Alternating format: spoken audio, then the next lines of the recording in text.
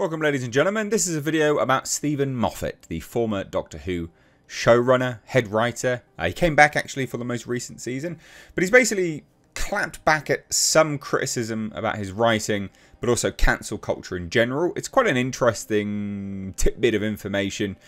It's I think in modern day society, I think currently where we're at in this era of showrunners and writers twisting what fans love and turning them into vehicles for nonsense, I think it is best to be substantially more humble.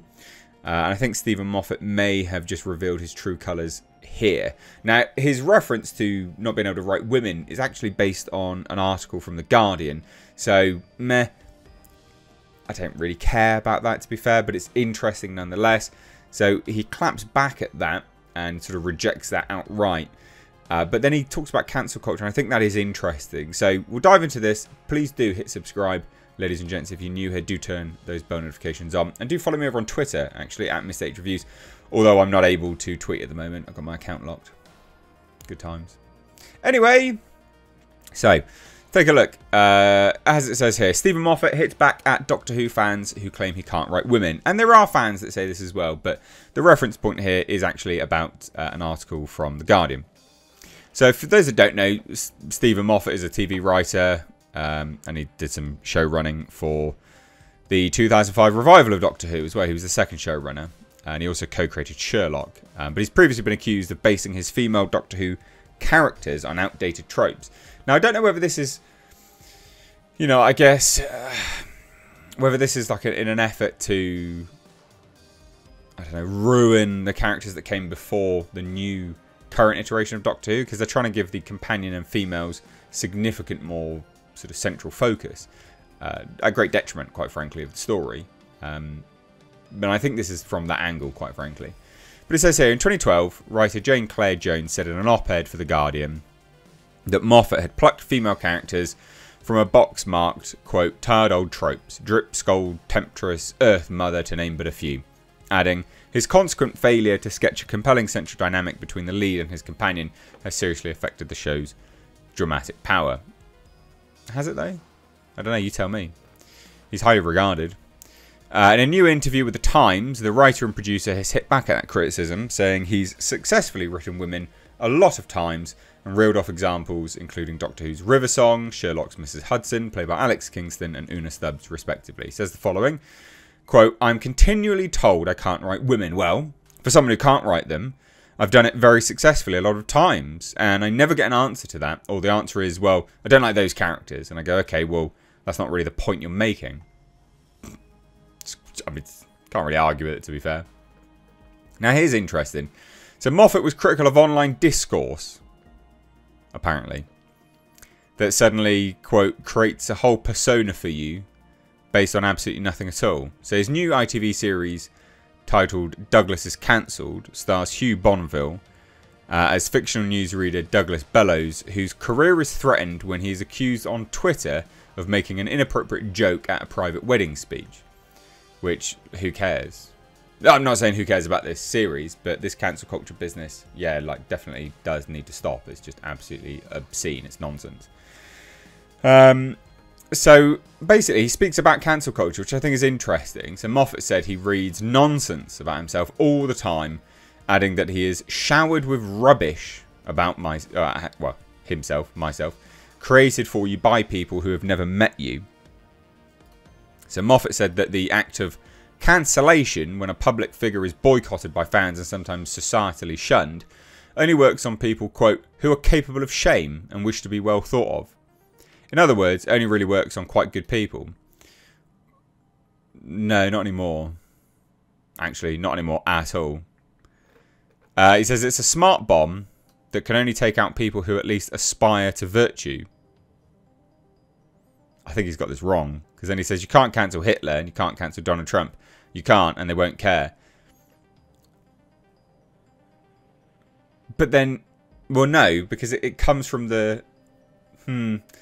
Yeah, I don't quite like this.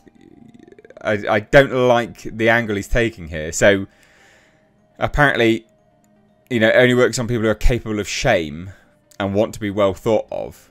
That's not strictly true. That's not strictly true at all. I think there's an upper limit on how much you can virtue signal for people, whether they're going to give a shit anymore, right? Like whether they care enough to be held in that regard by you. It's who is trying to do the cancelling, right? It says it only works on quite good people, but that's incorrect. Because if you think the person trying to shame you is a bottom feeder scumbag and opportunistic or politically motivated, you're not actually going to care at all. Not even one iota, not remotely. You could not care less, right? Like, take example, J.K. Rowling, right? An individual who has tried to be cancelled non-stop, but the strength of her conviction is such that you can't cancel her because she thinks so very little of whoever is trying to cancel her and their arguments. You have to have a good argument. So he says this as well. What is the point of a smart bomb that only afflicts and affects the civilized? Left-wing people are not civilized. They are the most uncivilized people I have come across. Genuinely, there's no decorum. There's absolutely no civility in their actions.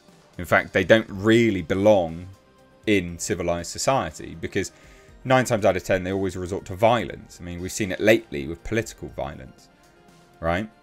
So in the UK we're due a general election soon, so whoever, you know, voting in power a new prime minister and a new government, and politicians have been milkshaked, right, which is assault in the UK, but this is by left-wing people versus right-wing people, and left-wing people think that's absolutely fine.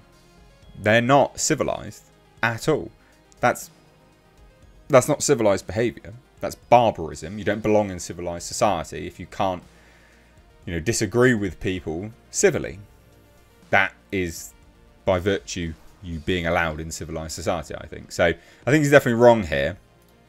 And he says, as Aristotle points out, shame is a quasi-virtue if you're capable of shame. And again, how... No, people aren't capable of shame anymore because it's all accept this nonsense. All left-wing people want everyone to be accepted. You can't shame left-wing people anymore. You're not allowed to. Isn't that interesting? How bizarre that this chap believes that, eh? So if you're capable of shame, then by the inverse, you aspire to decency, even if you don't attain it all the time. So Moffat left Doctor Who in 2017, but recently returned with Boom, which is the 3rd episode in Fruity Gatwa Millie Gibson first full season. The episode proved divisive among fans, with some calling it textbook Doctor Who, while others were less convinced. But there you go. I mean, look, I don't care too much else about any of this stuff. I just think it's interesting, the commentary that he made. I think he's definitely wrong with respect to shame, civility, and you know, who can be cancelled, so on and so forth. Definitely got it upside down, I think. What do you guys think? Let me know down below. If you're new here, like I said, do hit subscribe. If you enjoy this video, you want to support further, I have Patreon linked down below. Please do check it out and support down there. That'd be really, really helpful because we get demonetized here, and it'll stop me taking those shitty Raid Shadow Legends adverts, which I really want to avoid doing. But, you know, it is what it is. Cheers, guys. Take care. Bye-bye now.